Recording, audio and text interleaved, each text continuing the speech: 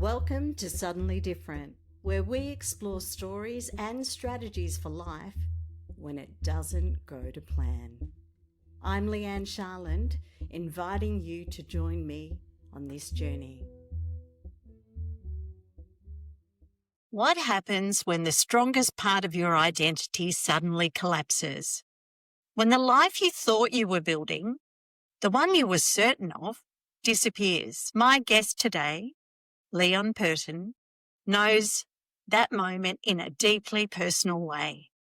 As an Air Force veteran and corporate leader, Leon was used to clarity, control, and success.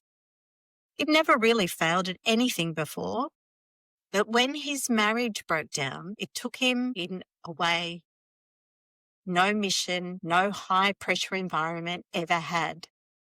It wasn't just the end of a relationship.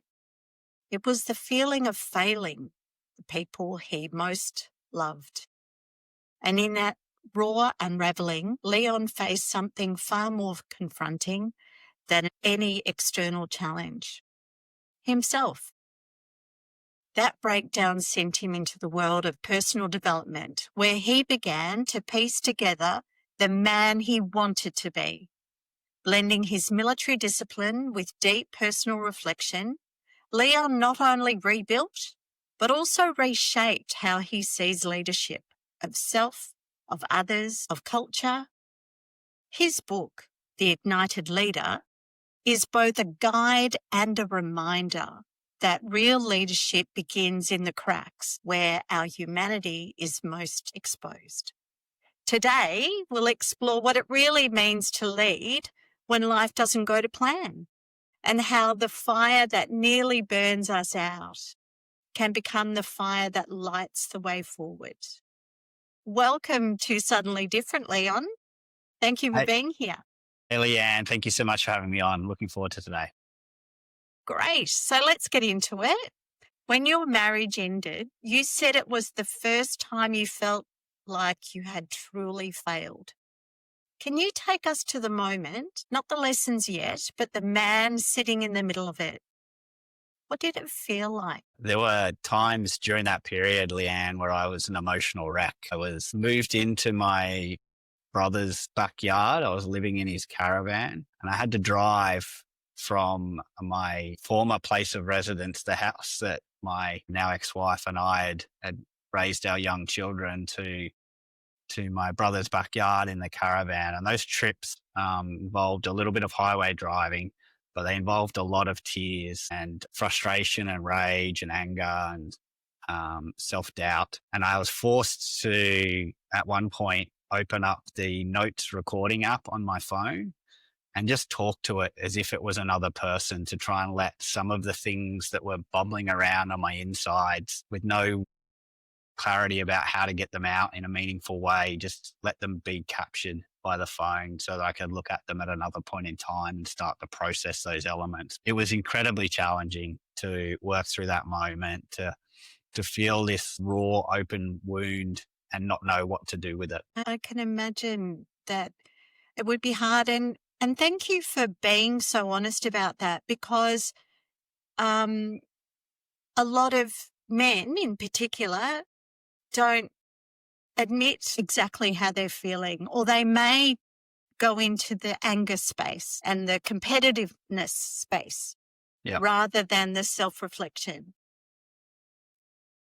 So during that time, with going backwards and forwards and seeing your children, I understand it would be irregularly. Yeah, less often than I'd like. How did you relate to your kids? How did they relate to you? The thing that I struggled with the most, Leigh-Anne, was that it felt like my identity as a father was being challenged. I was fortunate enough to grow up in a house, wasn't without its conflicts, but still my mother and father are still together. They were together the whole time through my childhood. And I believe the role of the father was to be a provider, but also to be available to your children. I just had this picture. We lived in a 2-story house, and I had this image of the children just coming down whenever they felt like they had a need to talk to me. to mention something to me, to bring up something that happened during their day, or to seek some more information that they didn't think they had. They could just come and sit next to me on the couch and we could have that conversation. And the thing that really started to break me open was that sense that as a father, can I still be a father when I'm not immediately accessible to my kids? That if they need me for something, there's a barrier for me being available to them because I'm not in the house with them as much anymore and they're not with me as much anymore. So that was the part that I really struggled with. And I'll admit, I'm not 100% certain how well I did through that period in time. But what I will say is that I'm pretty proud of the relationship I've got with my children now. My children are 18 and 16 now. So they're adults and almost adults. We've gotten to this point with some challenges, but I'm pretty proud of the fact that we have gotten to that point. Our relationship has continued to grow and get stronger over time. And that divide of feeling the difference between being present and having presence in my kids' lives was not the same. If I acknowledge that point in life, for me, even though I was struggling with the fact that I wasn't going to be around my children so much, if I'm really truly honest, I was diverting myself from being available to them through work and social hobbies and things that I was trying to hold on to as part of my identity when that part of my identity felt like it was failing. So even though I was available to them, I was in the same house as often more, I probably wasn't present. I didn't have as much presence with them because I was distracted by these other things that were going on in my life and me trying to control elements of my life that felt more controllable than my marriage. And isn't that really interesting? So again, very honest about you admitting that we can be less available than our ideal and be right there. Yeah.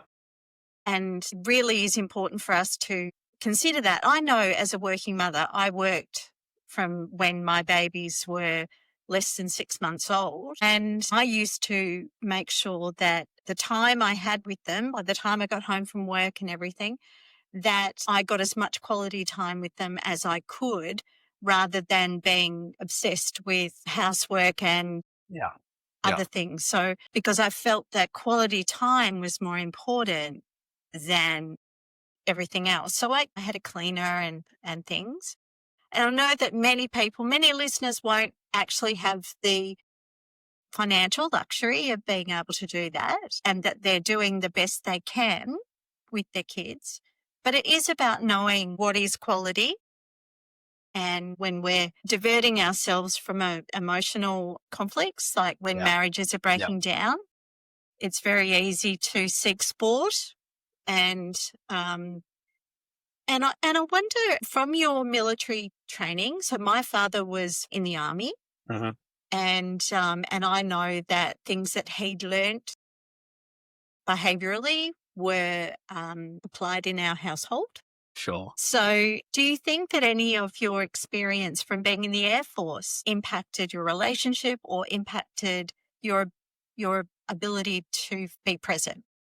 Certainly impacted my relationship as a husband. I think Leigh-Anne in the first instance, and maybe perhaps a father that trickled down from that. If you think of the high-performing military person, you think of somebody who's quite directional, understands their role in the decision-making process, the requirement to make quick decisions in highly complex environments. Those are skills that are nurtured within our military personnel and were certainly fostered within me. And I felt that what I come to realize, Leigh-Anne, was that I was quite good at that. I'm good at it. And because I'm good at it, it was a mask that I felt comfortable wearing around, even when it didn't fit the scenario that I was in.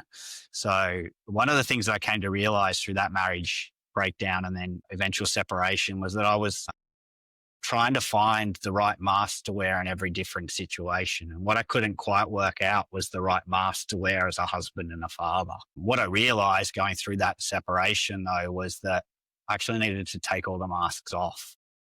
I just needed to be me more often. And if I'm me more often, then I don't need to try and optimize certain personality traits or different things that I think are beneficial in different scenarios. And it gave me permission to show up more authentically and to be more present without having to posture.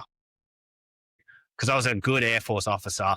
I was good at making decisions. I was good at assimilating information and working out a really good path forward. It made me very bad at communicating with my wife and having her feel like she's part of the decision-making process and we're making decisions together about the direction we need the family to go. So there were some elements there where those parts of my personality that I optimized in one arena were providing deficiencies or diminishing my abilities in other arenas. So it was during a psychology session after the psychiatrist, after that marriage or going through that marriage breakdown and separation, I made the very conscious decision to take the masks off and choose to be just me more often. And whatever that meant for me at work meant that I showed up differently at work, but it means that I was showing up as me without trying to optimize certain aspects of myself, which caused this disconnects in other parts of my life. And it is really interesting when we look at the masks or the roles that we take, right? So as children, we learn a role in a family. We work out how we can get the most love and be the safest. And that definitely, I can imagine, happens early in a person's career, especially in the military. My experience is that my behaviour was different with my husband. Before we got married, my behaviour was different. I wore a different mask than once I did get married, because I'd learnt the married person wife mask from my mum. Your mum, yeah. And that was really, really interesting. So A, acknowledging you've got any masks, and B, choosing to do something about it and explore the real man. Yep. I had to start from that little person, the child, Leigh-Anne, as you often need to when you're starting to unpack the identity that you've assumed as you work through the middle life periods. And my inner child, Leigh-Anne, was the gold star kid, right? The one that's, really good at a few things and so keeps doing those things because you're really good at them, because you get acknowledgement or appreciation or respect from your ability to achieve those things. And you get that little gold star pinned on your chest to say you're doing a good job, boy. And what I needed to work from was that a place where I sought external acknowledgement, Leigh-Anne. So the pats on the backs, the people saying you're doing a good job, Leon, the people that pin that gold star on your chest. I had to move from that seeking, trying to find external acknowledgement at every point in your life, to being able to reward what I call internal acknowledgement. Hey, Leon, you did a hard thing. Congratulations, Leon. You weren't very good at that, but you stuck through it.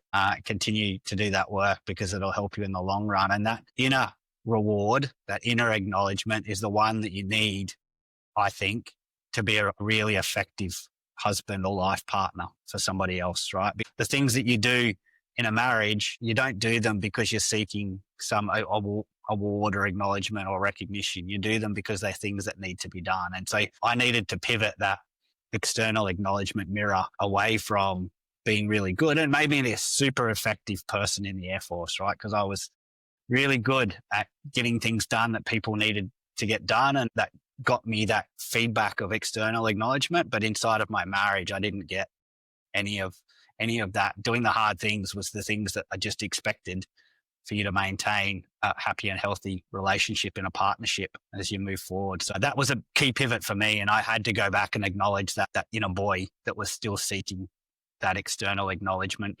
There's many reasons for why I was seeking that as I tried to unpack that myself. But the key pivot for me was that switch from do things because you know they're the things that you need to do, not because you know they're the things that other people will notice you doing and acknowledge you for.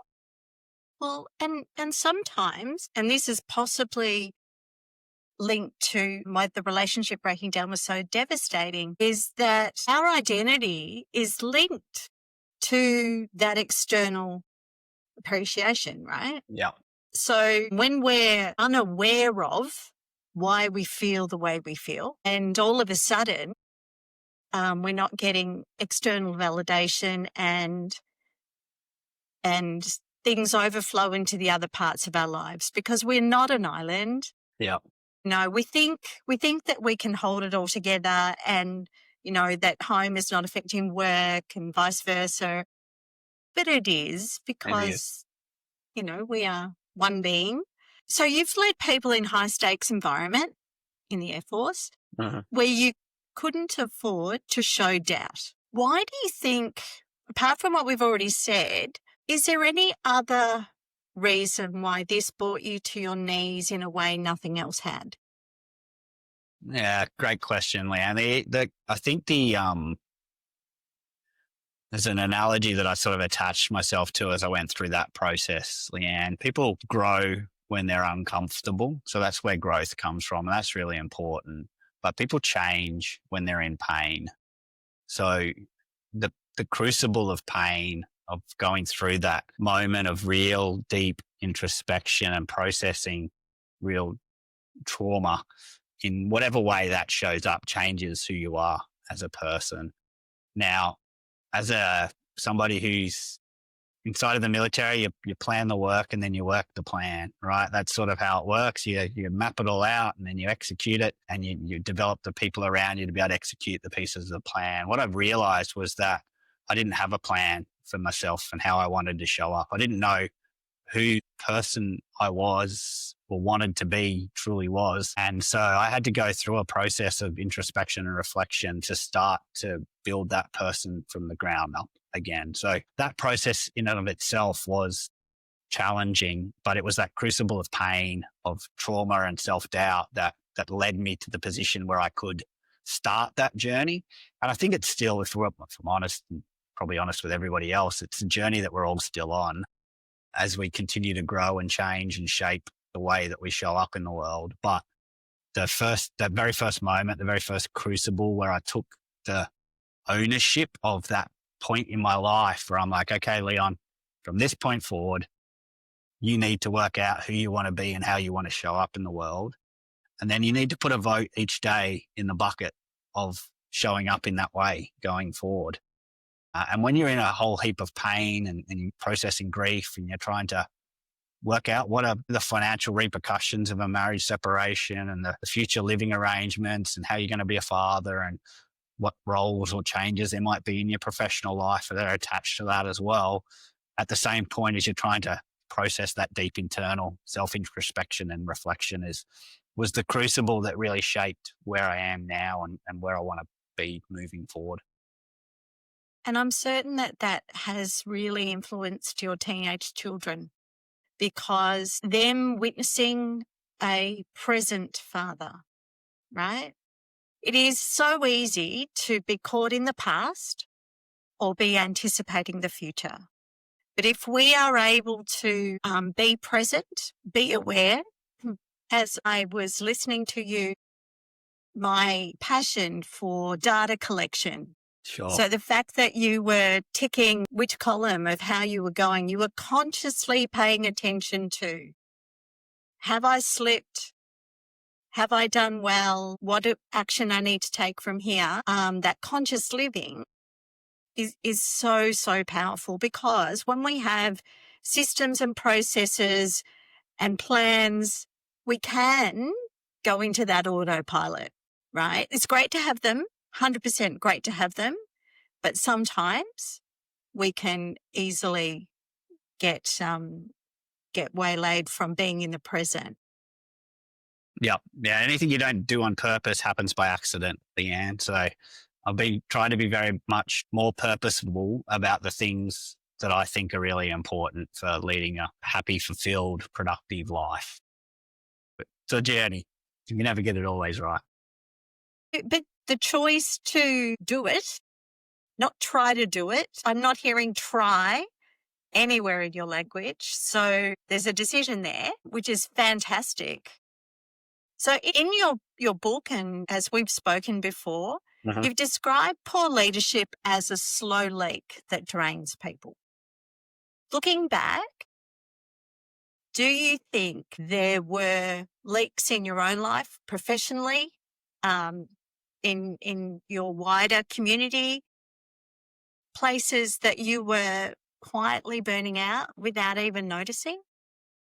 Yeah. So one of the things that I'm really passionate about, Leanne, is the unlocking the realization that people need to lead themselves well before they can lead others well. And if I reflect back on the journey that I was forced to undertake through that point in time, was that I was leading myself well in only a few areas of my life. And the other parts of my life, I was not leading myself well. And because of that, that meant I wasn't leading others well. And so I'm conscious of the fact that for me, some of those slow leaks were that attachment, as I mentioned to you before, to external acknowledgement, which made me resistant to doing the activities that I could only ever get that internal acknowledgement from. And many of those were coupled to trying to improve the quality of the relationship with my wife and kids. So that was a challenge for me. There are other elements where, because I was being rewarded for my contribution in the workplace, that I was optimizing or prioritizing that area of my life over balancing out with the other parts that are also important to me or should be important to me and weren't, because I felt like I was having success in those areas. So I could hold on to or become attached to that. So those are the areas. And I think, Leanne, if I'm honest, there were burnout elements there. I was working harder as a distraction from the uncertainty and instabilities that were happening in other parts of my life. Absolutely. Well, I'm extremely experienced with burnout, Mm-hmm. and I know that I had a belief that I wasn't skilled to be a mother. I was skilled to be a worker, but I Sure. wasn't skilled to be a mother because my mother didn't teach me very well. Yeah. God bless her. But, you know, that was wrong. It was a misassumption on my part, and it took me away from my children and into this burnout cycle that would just keep me in a default behavior. And it's really important. Personal development, I cannot recommend it more highly, however it is that you do it. And I know that we've got some mentors in common. Yeah. But when you did your deep dive into personal development, what was the first uncomfortable truth that you had to face about yourself? And was there a crack in the armor that became the doorway into your healing? Yeah. I think the uncomfortable truth, Leanne, was the feeling of shame for me. So I mentioned that it was probably the first time I've ever truly felt like a failure. And I felt the shame of contributing to that failure. Now, relationships, there's always two people involved in relationships, but you have to take an element of ownership for your role in it if you're going to be able to acknowledge it and move that forward. And I felt shame in the way that moments where I've shown up in the ways that I didn't think were the right ways to show up. And that deep level of shame drew me into trying to understand that better. And for those that are aware, when you start researching shame, there's a name that pops up of a lady called Brene Brown, and her work on vulnerability, sort of her work on shame drew me to her. Her work on vulnerability pulled me out of the hole that I was in and helped me acknowledge the fact that if you don't shine the light on the parts of your life that aren't going well in a way that, in a community or in a group of people where there is trust and love and care and appreciation for you as a human, then you're never going to be able to fully address those elements that you feel shame about in your role. For me, the first crack was that acknowledgement of the fact that, well, yes, you've made some contribution here, and yes, you feel bad about it. But then the ladder that I walked up out of that deep, dark hole of self-flatulation, I guess that's not the right word, but that deep sense of self-punishment for your contribution to it and the shame associated with that was the work that Brene Brown did on vulnerability, and really influential at a really difficult point in life for me. I've still speak fondly and proudly of the work that Brene Brown's put out into the world because of the ability for her to reach me when I was in that deep, dark hole and I didn't know how to get out. Brene Brown is phenomenal. And what I love about her is, although she's like an academic as well as, an author and making a big impact on the world, She is an ordinary person, right? When she dresses for a lecture, she doesn't put on fancy glitter and like she's there in her flat shoes and her tights and her denim skirt and her jumper. She is an ordinary woman who has studied humans, has consulted with experts as well as herself. So she's not at all arrogant, right? She acknowledges that every day we have to look at ourselves. Every day we have to look at our behavior, look at the imaginings that we have about what somebody else is doing. And some of the techniques or awakenings that I have had from her have been amazing. Yeah, I love the fact that she never professes to have it all worked out. No. And she still fumbles with it. Even though she's got all the data and all the research, she acknowledges the fact that it's still a hard path to walk and you're going to have trip ups and you're going to not get it right and you're going to have to work through it again. So that's the part that feels really accessible and identify strongly with that as we work through our own little challenges day by day. Yes. I think, and she's doing it from a community heartfelt sense, right? It's a passion project for her as against a economic thing. So some people might think that the authors of inspirational personal development books are seeking money. Mm-hmm. Most of them are working through their own journey, are seeking discovery and wanting to share that discovery with you in case it helps you. Yep. They just want to nudge the world in a slightly better direction if they can. That's right. And it can only benefit. Awareness, even if you disagree with it, it can only benefit you and your family. And with me, I've got grandchildren, so I hope that every personal development thing I've done has an impact on them. Agreed. So going back to the military, it teaches you toughness, control, resilience, but vulnerability is a different kind of strength, right? So I can't imagine them running a vulnerability class. No. So can you share what it's like to finally let yourself feel the grief of the loss of your marriage instead of pushing through it?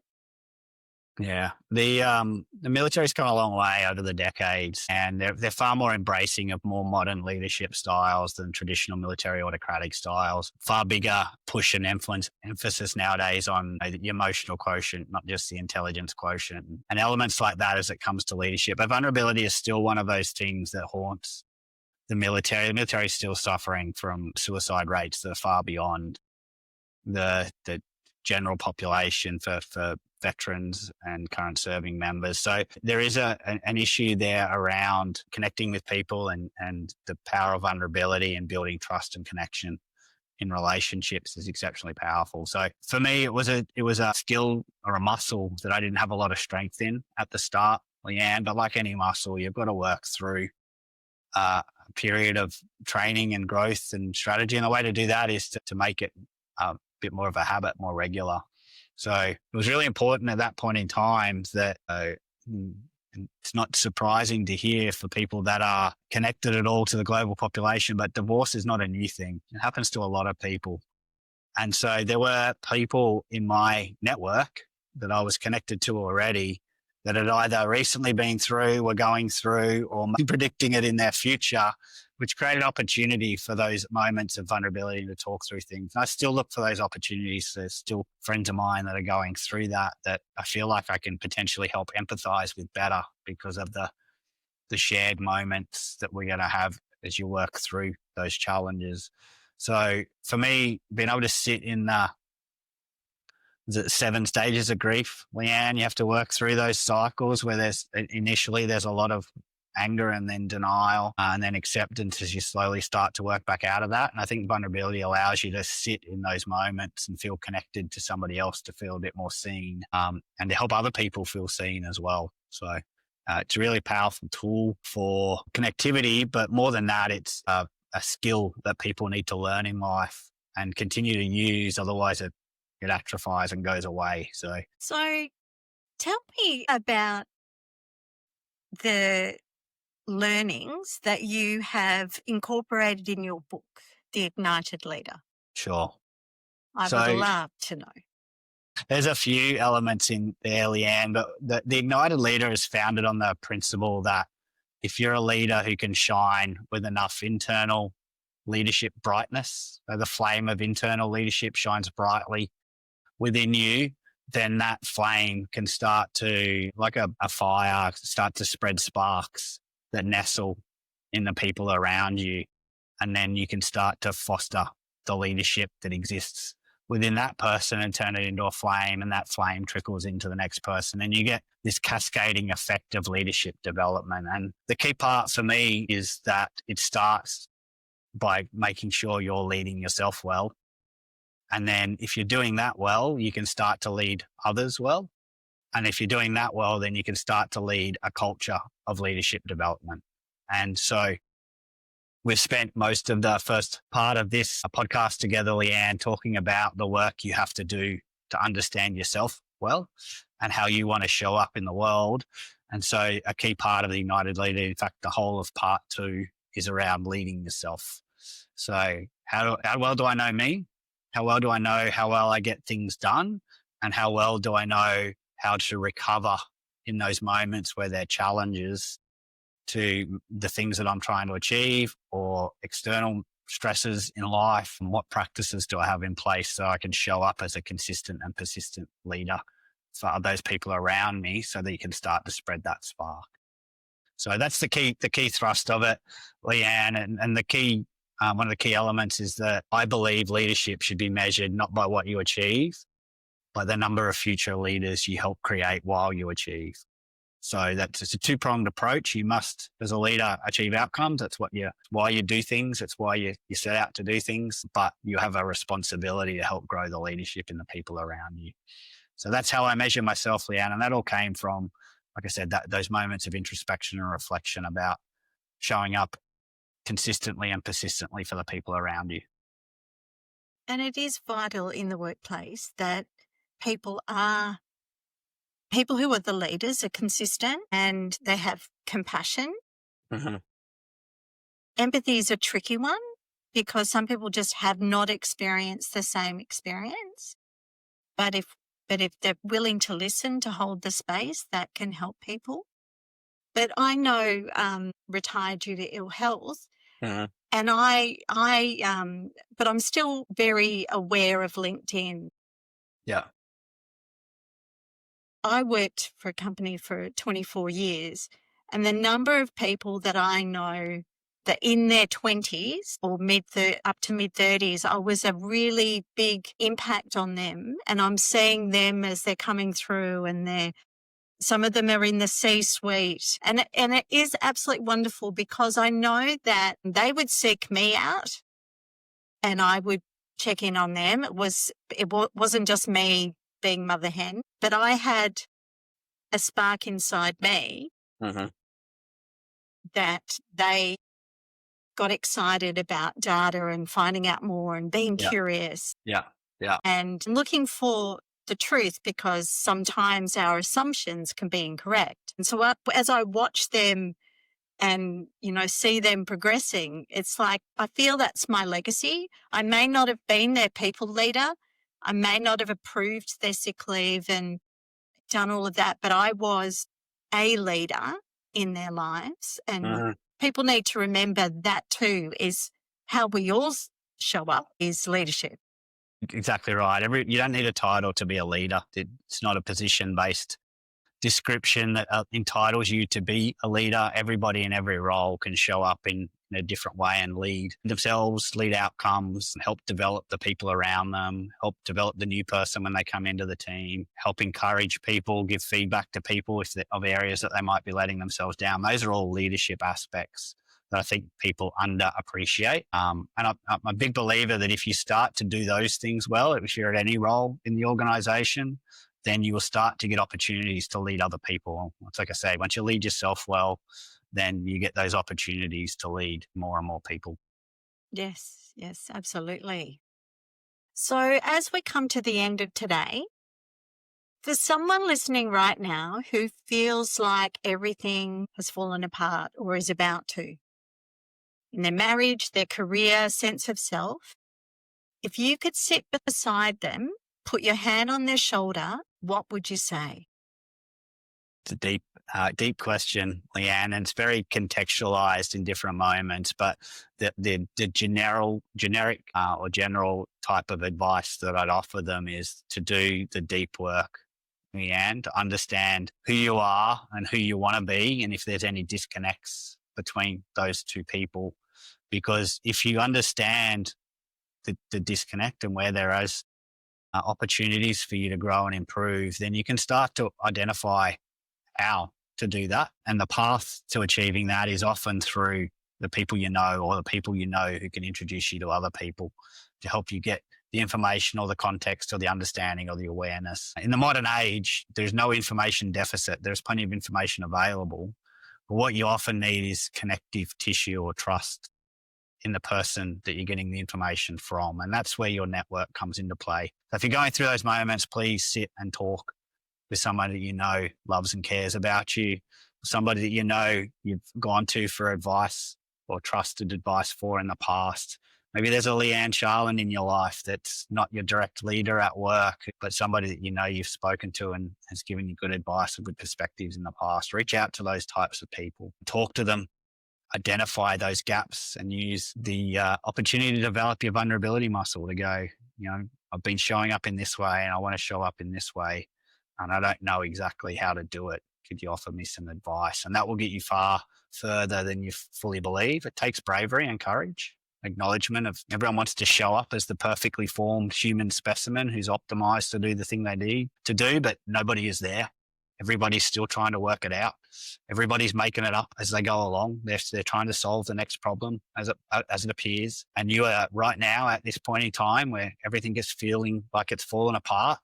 You're in one of those moments where you don't know how to move forward, but there are people around you who can help. So please reach out to them. I wouldn't have gotten to where I've gotten to without the support of my family. I mentioned living in the caravan and my brother, my mum and dad, but I also got external support. I went and saw a psychologist to help me understand the mental models and frameworks, those limiting beliefs. Leigh-Anne, you mentioned it a little bit about how you showed up as a mother in the early days and prioritized your role as a worker. There's because of some of those limiting beliefs you had about yourself. And I had plenty of those that I needed to work through as well. So there's plenty of options out there for people, but the short answer of it is you need to understand who you are right now, and who you want to be in the future, and how to close that gap, because how you've shown up in the past has led to this feeling that you're in right now. And if you don't want that to be who you are in the future, you're going to need to do some work to close that gap. Well, I know that when I first met you, one of the first things you said to me is, how can I make things better for you today? And I didn't know. I'd never, ever been asked a question so truly. It was not a tagline. It was true care. And little did I know that later on I would have to ask you to go and find my glasses. But it really was I'm